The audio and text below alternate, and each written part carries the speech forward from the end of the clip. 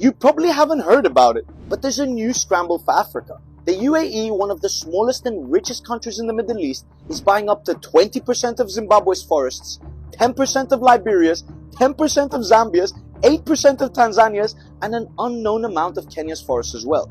All in all, 25 million hectares of land, the size of the UK. It seems less like a scramble and more like a takeover. But let's start with who and why this is going on. These deals are being signed by the one-year-old UAE-based company Blue Carbon, under the leadership of a young member of Dubai's ruling family, Ahmed Dalmouk Al Maktoum. The Emirates, which recently hosted COP28, says these deals are there to, quote, help climate action. You know, saving the world and that. The young sheikh, of course, has no prior experience in climate projects, but I'm sure he's an expert though.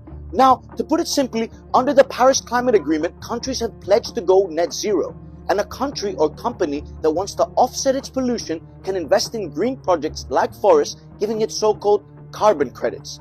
And there's no better place than Africa, home to crucial wildlife havens and biodiversity hotspots.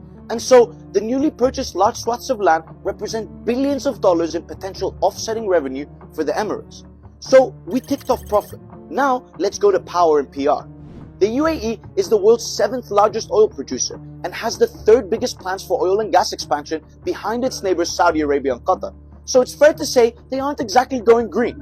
And what better way to greenwash your image as a polluter than buying large swaths of African forests, ones that you can use to buy carbon credits but also sell to your polluting friends?